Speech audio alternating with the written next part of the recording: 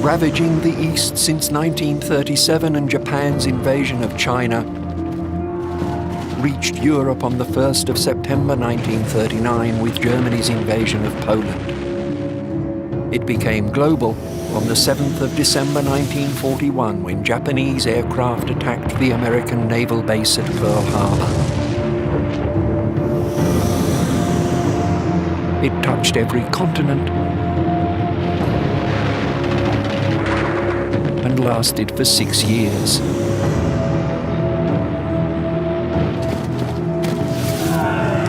It ended with a new weapon for a new age. This is the history of the greatest of all man-made events. These men are part of that history. They are eyewitnesses to the triumphs and tragedies of the war wherever it was fought. Their testimony is part of the story of how our world was made. By those who could pay and those who could no longer meet. The price of empire.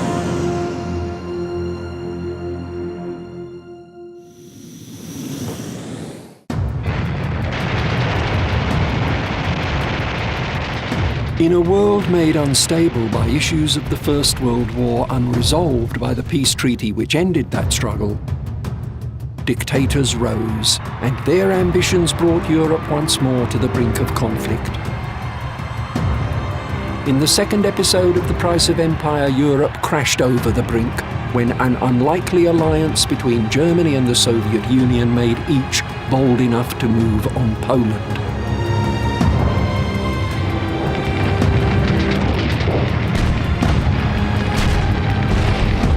It is now the early spring of 1940.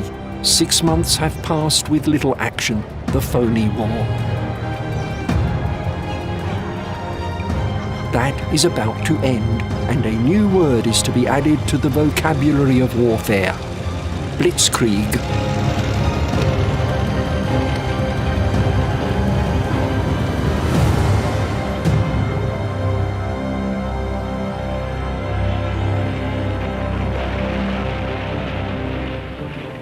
On January the 10th, 1940, a German military aircraft made a forced landing at Mechelen-sur-Meuse in Belgium.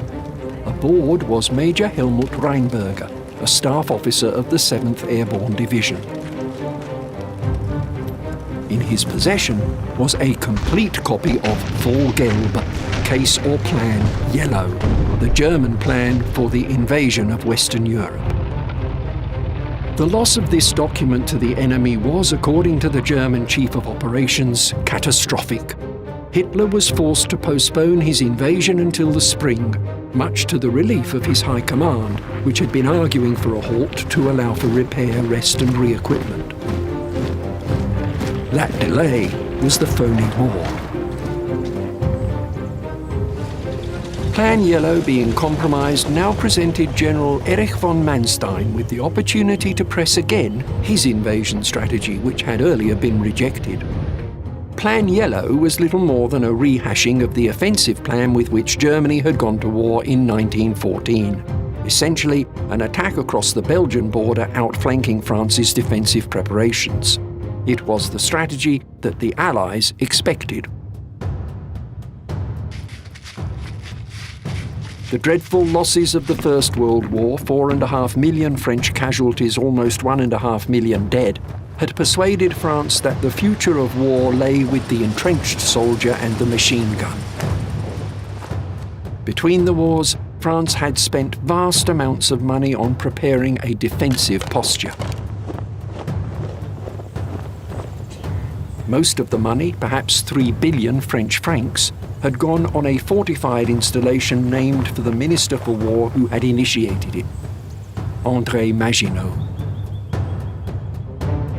The Maginot Line fortified the border between France and Germany. It was equipped with an underground railway, underground cinemas, and a garrison of 500,000 soldiers ready to repel any direct German assault. This supposedly impregnable position would, or so it was argued, oblige Germany to attack through Belgium along the lines of the 1914 offensive. And so it was here, from late 1939, that the French and British concentrated their forces.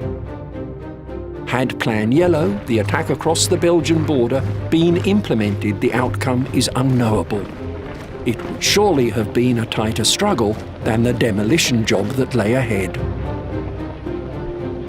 With Plan Yellow shelved following the plane crash in Mechelen-sur-Meuse, the German High Command was forced to consider an alternative strategy. This was the moment for Erich von Manstein, a professional soldier in the Prussian tradition. By mid-February, Hitler had accepted von Manstein's plan, which has come to be known as the Sickelschnitt, or sickle cut. Earlier German plans had proposed a right hook swinging around against the Channel ports.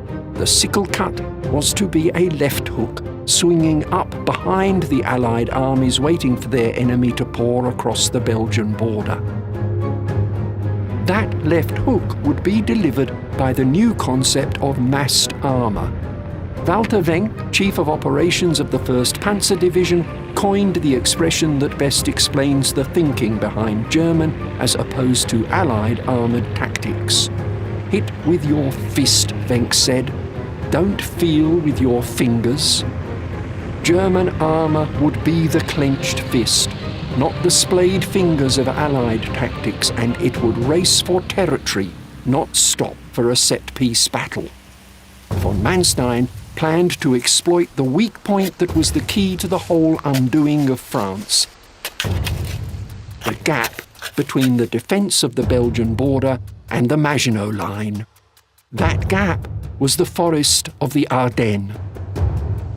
The point which German military theorists called the Schwerpunkt, the focal point or centre of gravity.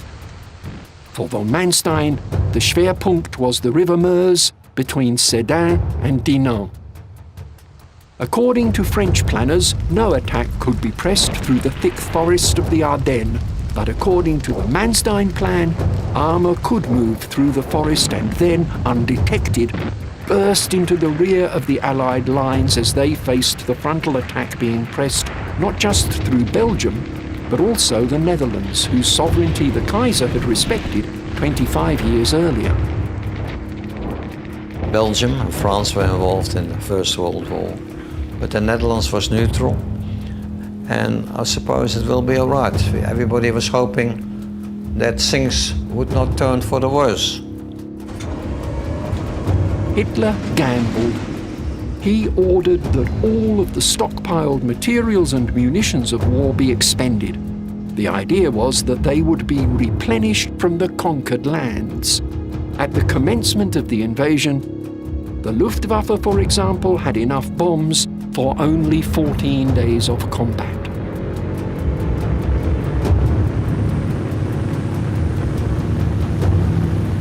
The Germans were, in every particular, seriously outnumbered.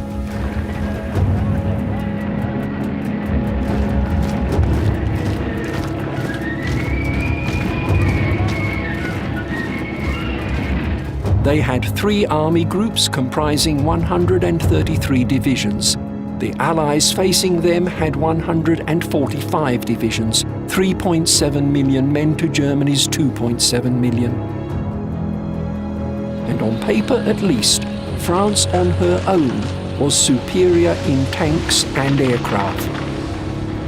Speaking in August 1941, Hitler is reported to have said, "I never use the word Blitzkrieg because it is a very silly word. But it is a word meaning literally lightning war, which has become stuck limpet-like to the idea of Germany's mechanized offensives, the most devastating of which began at 05:45 hours on the morning of May the 10th, 1940.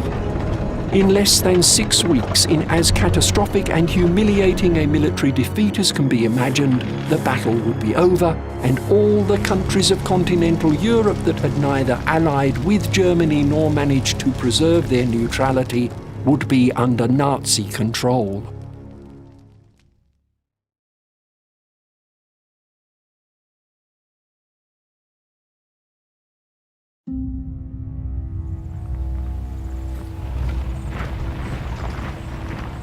The plan that the German High Command, the Oberkommando des Heeres, or OKH, had for the invasion of Western Europe forecast the defeat of France and the Low Countries and the isolation of Great Britain. But that was the extent of German planning in the West. There was no plan for the exploitation of conquered territory. For that sort of vision, we must turn our eyes, as Hitler did, to the East, where German plans were very different. It was only to secure the German rear, preparatory to initiating the plan for the East, the Generalplan Ost, that Hitler bothered with countries on his western borders.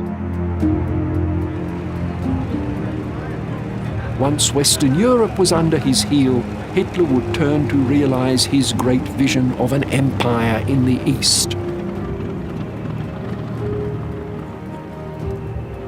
So it was to secure the German rear that Hitler launched the Manstein Plan, a fearful demonstration of what war had become. General George Marshall, US President Franklin D. Roosevelt's Chief of Staff, saw as early as 1940 that the flag-waving days of warfare are gone. Nikolai Voznesensky, chief of the Soviet State Planning Commission, warned of a war of engines, a war that is won not on the battlefield but in the factories.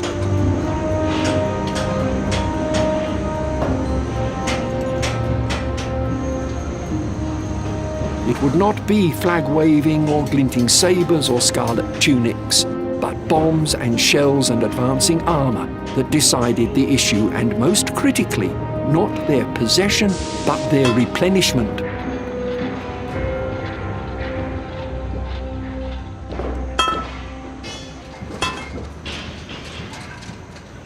The strength of a German panzer division by March 1945 would amount to 54 tanks.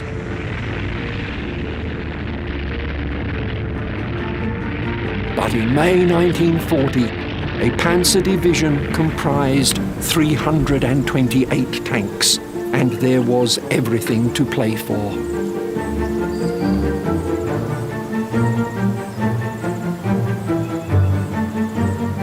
The German onslaught began with bombs as the Luftwaffe attacked Allied airfields.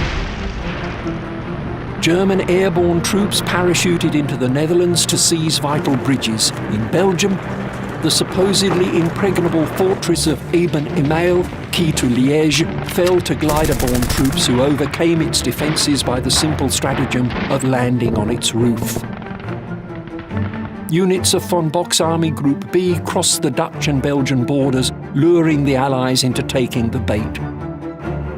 The Allied commander, French General Gamelin, obliged, moving 3 French armies and the entire British expeditionary force, 40 divisions in total, north to face the anticipated invasion through Belgium. But the real threat was from Army Group A in the centre. Its 7 panzer divisions with 1,800 tanks smashed through the Ardennes. A part of German military philosophy was Auftragstaktik, or mission tactics, which encouraged and expected initiative from commanders flexibly meeting local conditions. When the Blitzkrieg burst onto the French and British defences, it was the initiative of generals like Heinz Guderian and Erwin Rommel, whose growing reputation would be later confirmed in the desert battles of North Africa, that drove their forces across country as they defied the attempts of their superiors to rein them in.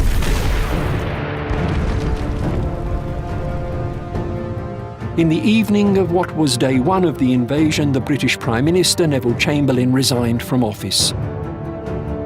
Cabinet Minister Leo Amery said of Chamberlain that he loathed war so passionately that he was determined to wage as little of it as possible. Chamberlain was replaced by Winston Churchill, who did not loathe war, having served in the First World War and taken part in the last great British cavalry charge at Omdurman in the Sudan late in the 19th century. In May 1940, Winston Churchill was 65 years old, only 5 years younger than the man he replaced. The man to beat Hitler is Winston Churchill. Among his colleagues, Mr. Chamberlain, whose vacation of office was accomplished in a manner worthy of his great sincerity, remains as Churchill's right hand.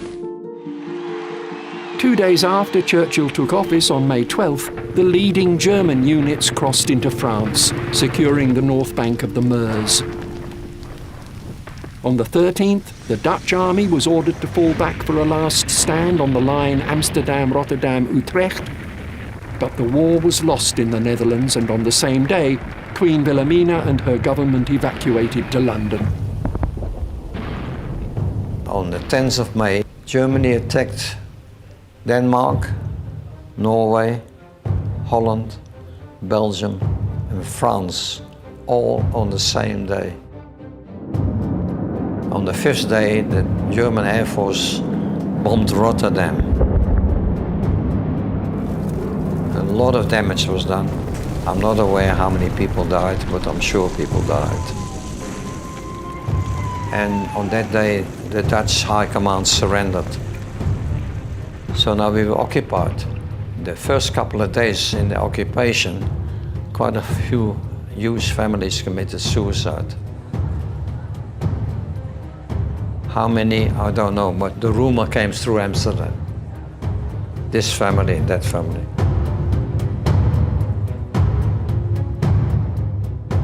The relentless German assault was now pressing the Allies all along the front. The Netherlands was out of the war, armour from Army Groups A and B was moving against the French 9th Army, which disintegrated.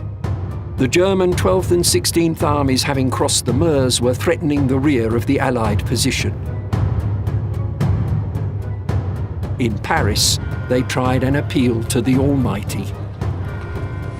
In their hour of anxiety, French people hear the summons to prayer. At Notre Dame Cathedral in Paris, a solemn service of intercession is held. The Prime Minister, Monsieur Renault, attends, and Monsieur Daladier with the American ambassador. On the day that the Netherlands surrendered, the French Prime Minister had telephoned his British counterpart. "We have been defeated," Paul Reynaud said. "We are beaten. We have lost the battle." Churchill could only answer, "Surely it can't have happened so soon." But it had.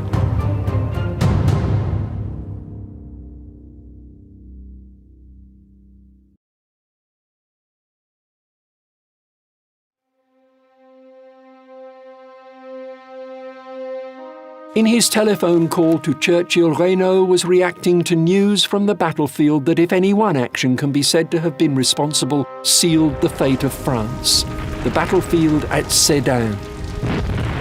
On September the 1st, 1870, a Prussian force had destroyed the French army at Sedan, forcing the abdication of the emperor and advancing the cause of German unification under Prussian stewardship. This historical resonance added something to the significance of a battle now being fought over the same ground. On the 16th of May, the Allies began to withdraw from Belgium. On the 17th, the fighting at Sedan ended with a German victory. In 7 days, the Germans had advanced 320 kilometers, crossed the Meuse, and broken into the undefended Allied rear. On the 7th day of the invasion, Brussels, the Belgian capital, fell. German tanks were reported to be refueling at local petrol stations. German troops were seen milking cows abandoned in the fields. In close support of the tanks and the following infantry were the artillery and the Luftwaffe. The German Air Force had been designed to support action on the ground. Its later shortcomings can be traced to this priority, but in the invasion of France, they were not shortcomings. German fighters dominated the skies, and both military and civilians feared nothing so much as the shrieking approach of the Junkers 87, the Stuka, short for Sturzkampfflugzeug, dive bomber, equipped with a mischievously terrifying device that the Germans called the Jericho trumpet. The Jericho trumpet a propeller-driven siren tube that made the approaching aircraft with its banshee howl as menacing as some fantastical beast.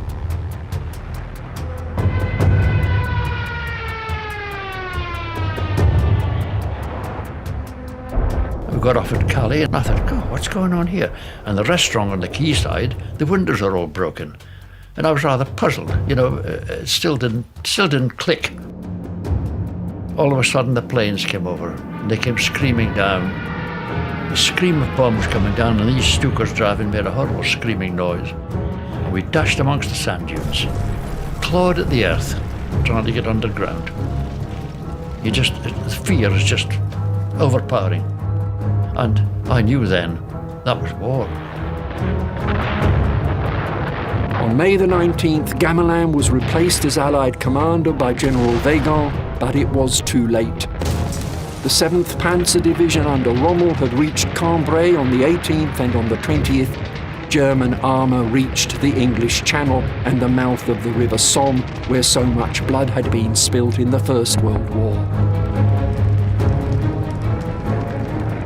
This thrust effectively split the Allied armies in two. The Allies attempted a counter-attack, but where the Germans massed their 2,700 tanks, the Allies still thought of the tank as an infantry support weapon and had their 3,000 machines widely dispersed along the entire front. Britain and French counter-offensives were also poorly coordinated, and the disruption to the German advance was momentary. Following the blunted Allied counterattack, the Germans turned north, pressing for the prize that had evaded the Kaiser's troops 25 years earlier, the Channel ports. Boulogne fell on the 25th and Calais bitterly defended by the British on the 27th. Before then, an order which has puzzled many ever since changed the character of the battle. On May the 24th, Army Groups A and B linked up, and Group van Kleist stopped less than 25 kilometers from Dunkirk, where it was opposed by a single low-grade French division and a weak British infantry force. And then, in one of war's regular and somewhat inexplicable turning points, it was ordered to halt. The day following the halt order, Hitler visited Army Group A's headquarters and he confirmed von Rundstedt's decision. We question the decision because with hindsight, we can see how feeble French resistance was beyond this point and how cheaply French capitulation was sold. For Hitler and his generals, the bulk of France's armed forces was yet to be conquered, and after 2 hard weeks of fighting, many of Germany's armoured units had been reduced to 30% of their tank strength. Surely a pause to reform and re-equip would be prudent. They could not have known that prudence was not required.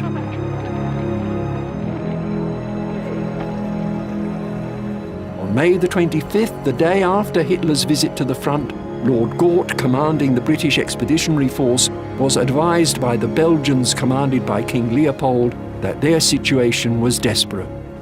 Gort decided that his duty lay in saving his army to fight another day, rather than seeing it sacrificed for a lost cause.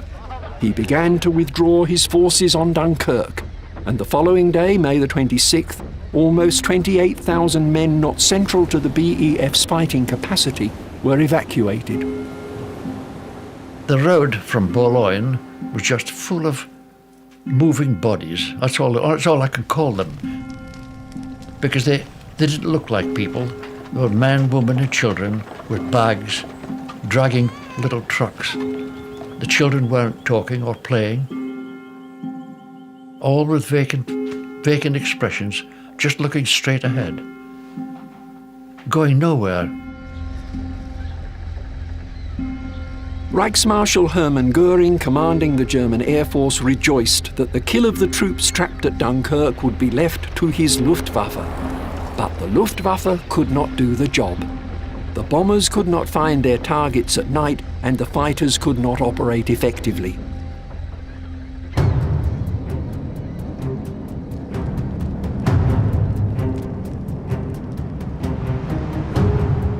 It took one more miracle for the troops at Dunkirk to be saved. The notorious English Channel was, for the duration of the operation, a calm sea. On the 26th of May, the halt order was rescinded, but it was too late. An armada had been organised, an effective defence perimeter had been established, and 330,000 Allied troops were assembled at Dunkirk to be evacuated. There were 222 Royal Navy and approximately 860 civilian vessels at Dunkirk.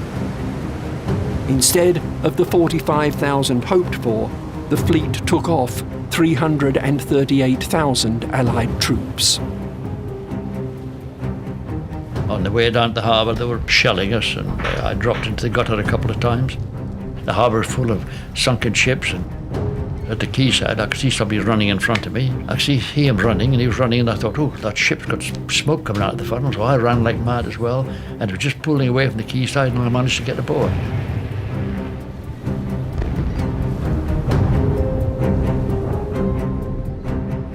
% of those evacuated from Dunkirk, 170,000 men, were French troops. They were returned to their own shores in southwestern France to carry on the fight. Following France's capitulation, they were out of the war.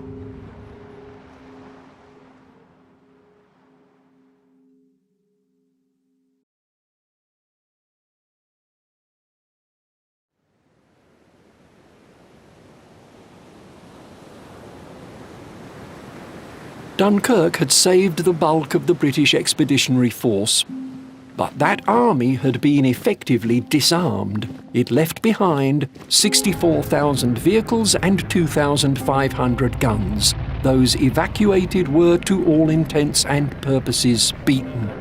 But they were not defeated, and they were not pursued. When I first joined up, my training was pretty much the same as the 1914-18 war. The Enfield rifle with a big 18-inch long bayonet, and jumping in and out of trenches, charging at bundles of twigs or sacks of straw and stabbing them.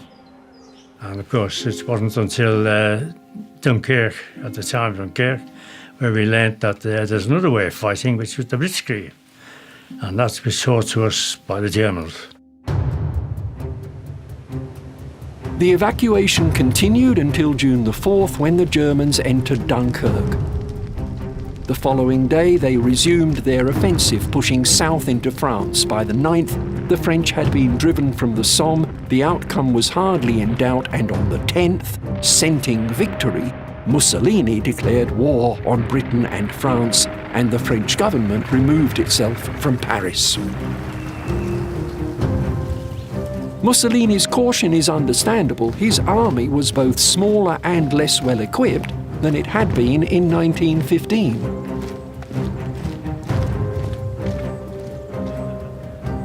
On the 11th of June, Paris was declared an open city in the hope that this would save it from bombing and destruction. On June the 14th, General Bogislav von Studnitz led the 87th Infantry Division of the Wehrmacht through the almost deserted streets of the French capital. The next day, June the 15th, 400,000 Frenchmen of the surrounded 3rd, 5th and 8th Armies surrendered en masse.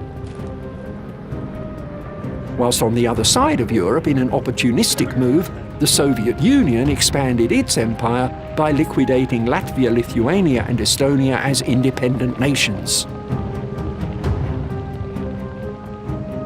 On June the 17th, the 86-year-old Marshal Pétain, the hero of Verdun in the First World War, whose recall to Paris from his post as ambassador to Spain had been greeted by cheering crowds, announced that he had taken over as head of state and was seeking an armistice. The panic in his country that this announcement must have been calculated to quell is best illustrated by the 8 million French people who had abandoned their homes since the invasion began. It was seeing some of these civilians on the road being strafed by a German fighter aircraft that led a British airman to say, "So they are shits after all."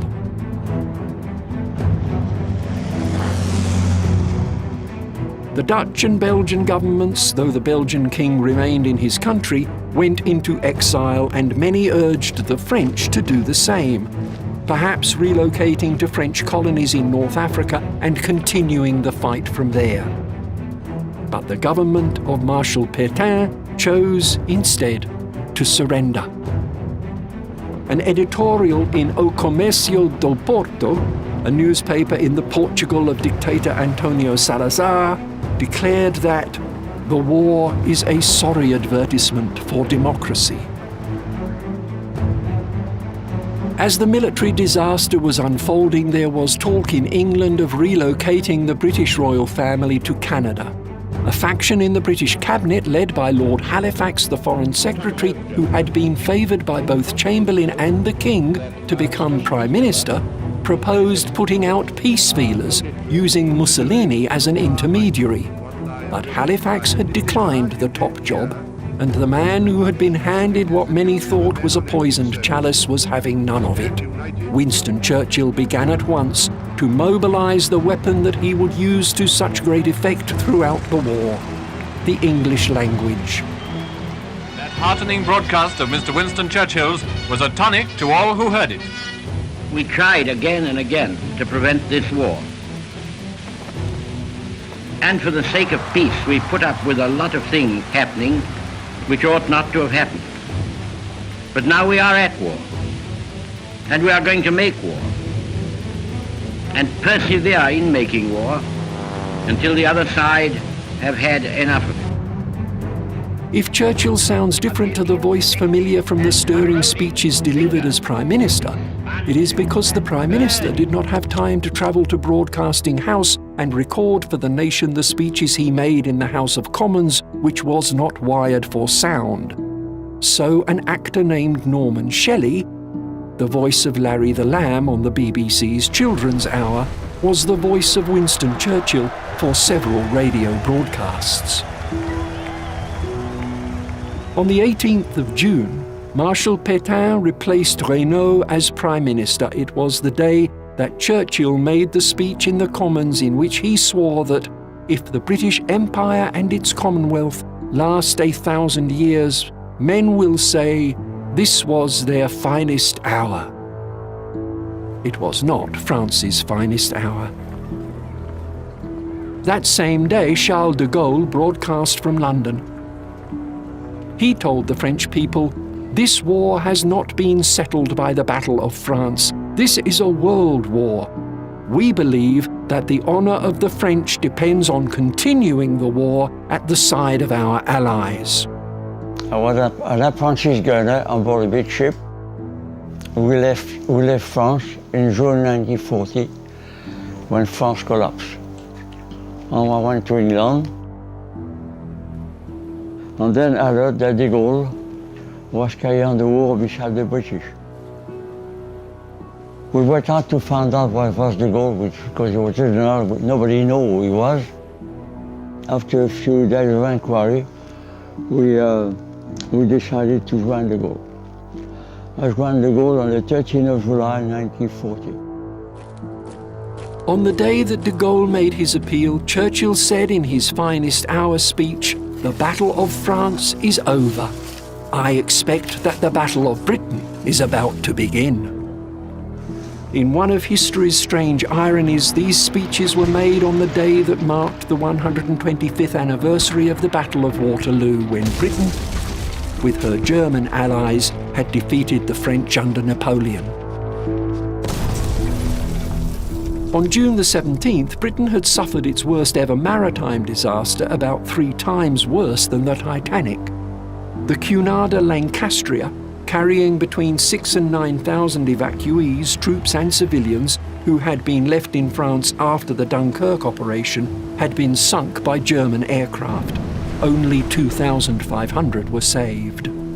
Churchill imposed a news blackout on the event. He felt that the British people were receiving quite enough bad news. On June the 20th, Lyon fell and a general ceasefire was declared in France.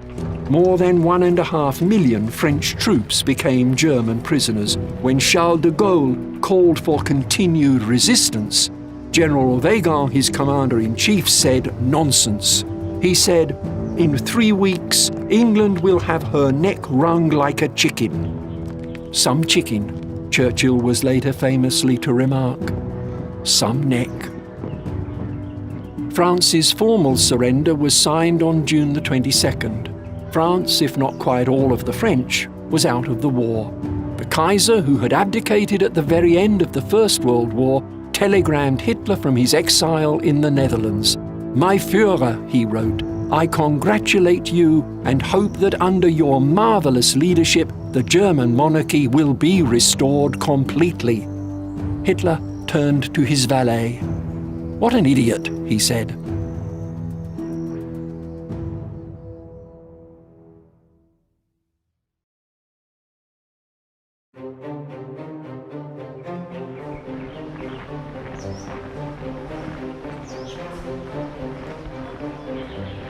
The Blitzkrieg was a military disaster, but not a military defeat.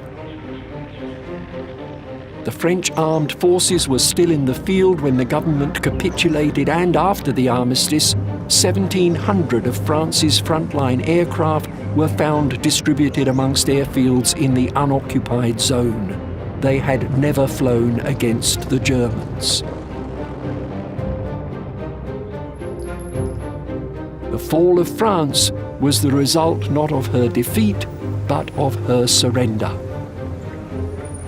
The Vichy regime that became the government of France, Vichy is the small spa town in which it was located, stands shoulder to shoulder with the most controversial topics of the Second World War. Was Marshal Philippe Pétain the shield of France, who had saved his country from the humiliation of total defeat? Or was he happy to reach an early accommodation with, was he sympathetic with, Hitler's ideology? In 1934, as the dictators were starting to rise, the French newspaper Le Petit Journal ran a poll. France endured 42 weak governments between the wars, and the poll asked, who should take over as dictator? Philippe Pétain was the popular pick, with 200,000 votes. Second was Pierre Laval, who would become Vichy's prime minister. He received 31,000. When Pétain formed his government, he effectively abolished the Republic. He got rid of the motto that had served since the Revolution, liberty, equality, brotherhood, and replaced it with travail, famille, patrie, work, family, fatherland. France would now, Pétain said, be a new society, rejecting the false idea of the equality of men.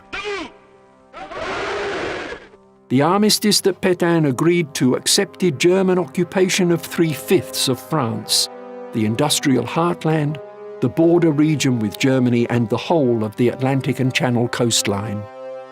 The Vichy government nominally ruled over the country, but in reality exercised complete sovereignty only over the so-called Zone Libre, the free zone. Pétain also agreed to pay the full costs of the occupation, which were grossly overstated by the Germans. France overall is estimated to have contributed 42% of the Reich's external aid through the war. Supply from French farms and factories, supply of French labour to German factories, acquisition of French military hardware, and the continued detention in Germany of 1.5 million French prisoners of war were all part of a very one-sided armistice. France was allowed to keep her overseas empire and her navy, and it was the French fleet that caused the greatest immediate concern to the British government. It sought reassurance that the fleet would not be allowed to fall into Axis hands. Receiving no such assurance, the Royal Navy blockaded the fleet at its North African bases in Mers el-Kebir and Oran. On July the 3rd, Admiral James Somerville communicated his terms to the French Admiral Marcel Bruno-Gensoul. It is impossible for us, your comrades up to now, to allow your fine ships to fall into the power of the German enemy, he wrote.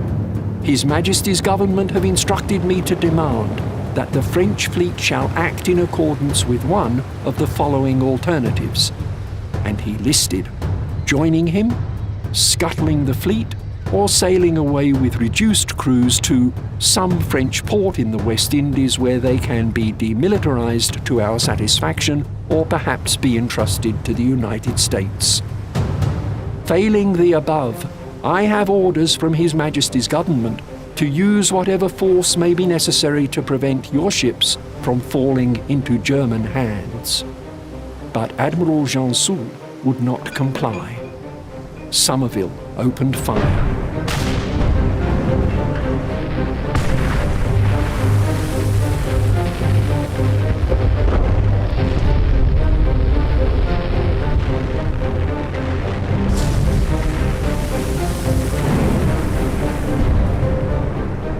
The first engagement between British and French forces since Waterloo resulted in the deaths of 1,297 French servicemen, the sinking of a battleship, damage to 5 other ships, and to the Anglo-French relationship.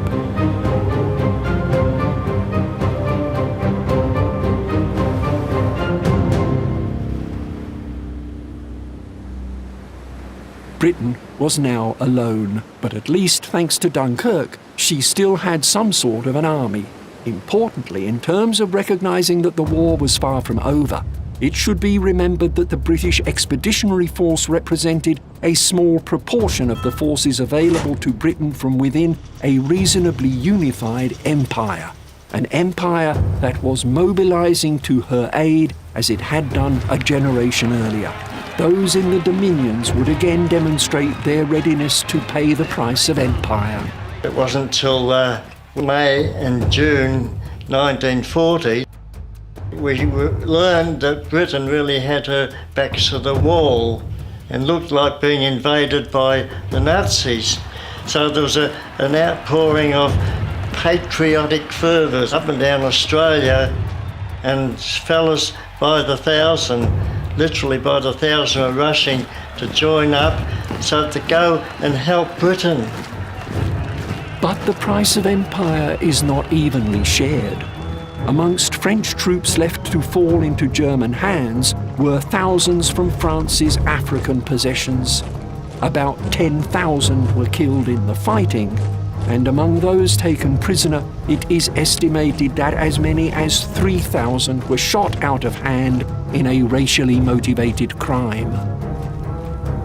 Following the evacuation from Dunkirk and the fall of France, orders were given in Britain that the church bells, which pealed every Sunday, were not to be rung again except to signal an invasion. And an invasion of the British Isles by a rampant Germany was everyone's expectation. After all, considered numerically, the troops restored to British soil meant that if the Wehrmacht invaded, they would face weaker opposition than they had brushed aside in Belgium and the Netherlands. Instead of an invasion, in mid-July, the Luftwaffe dropped leaflets over England. They were titled, "A Last Appeal to Reason." On July the 19th, Hitler said, "I feel it is my duty before my own conscience to appeal once more to reason and common sense in Great Britain. The controversy over whether the peace overtures to Britain were sincere, whether peace would have been possible, persists." To the moment of his death, Adolf Hitler would talk about the war that was forced on me and describe Winston Churchill as a warmonger.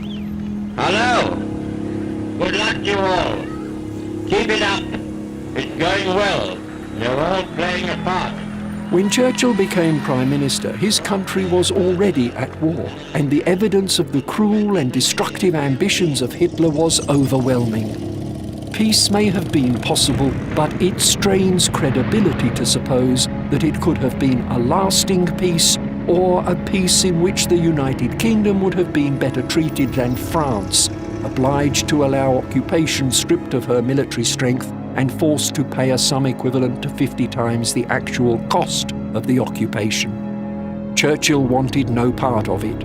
He told the British people in the first of his landmark speeches, "We shall go on to the end." He told them, "We shall fight on the sea and oceans." He said, "We shall defend our island whatever the cost may be." He promised, "We shall never surrender." And he meant it. Which is why at this exact time, on July the 18th, the day before Hitler's conciliatory statement, Churchill closed the Burma Road. Although the conflicts of East and West were yet to merge into one great affair, this was already a world war. Burma was part of the British Empire. It had been made so by Churchill's father, Lord Randolph Churchill, and the road, which was never more than a precarious single track along which trucks lumbered slowly, carried up to 30,000 tons of supplies a day to support China's fight against Japan. On the 18th of July 1940, Churchill, the great enemy of appeasement, yielded to Japanese pressure and closed the Burma Road. He later defended his action by saying that leaving the road open would have meant something dangerous might have happened. Something dangerous would have been Japan taking matters into its own hands, moving against Burma and forcing Britain into a war on two fronts. But appeasing Japan did not prevent danger. On the day that Churchill closed the Burma Road, the military party in Japan triumphed, and General Hideki Tojo, who would later achieve notoriety as wartime Prime Minister, became Minister for War. A few days later, Japan announced its aim of creating a Greater East Asia co-prosperity sphere. In September 1940, Japan occupied Indochina and signed a tripartite pact with Rome and Berlin. The threat to Britain's empire in the East was becoming palpably real. The price of empire was going up.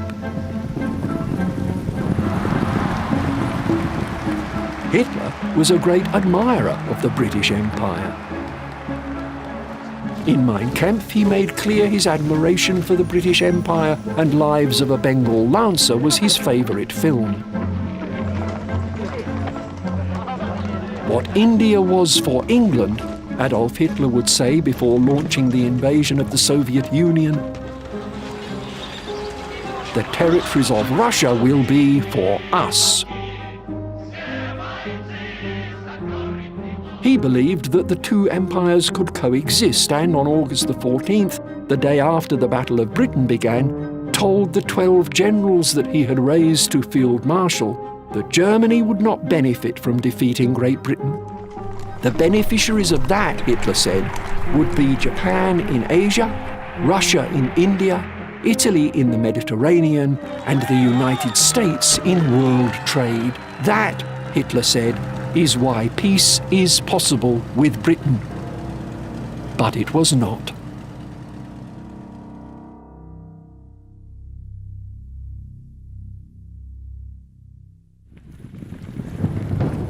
In the next episode of The Price of Empire, the only opposition to Hitler and the Third Reich is the United Kingdom and her empire. Germany begins assembling a fleet for the cross-channel invasion and launches an air war. The Battle of Britain, to gain aerial superiority and to weaken civilian morale. It was the time when the darkest hour became the finest hour.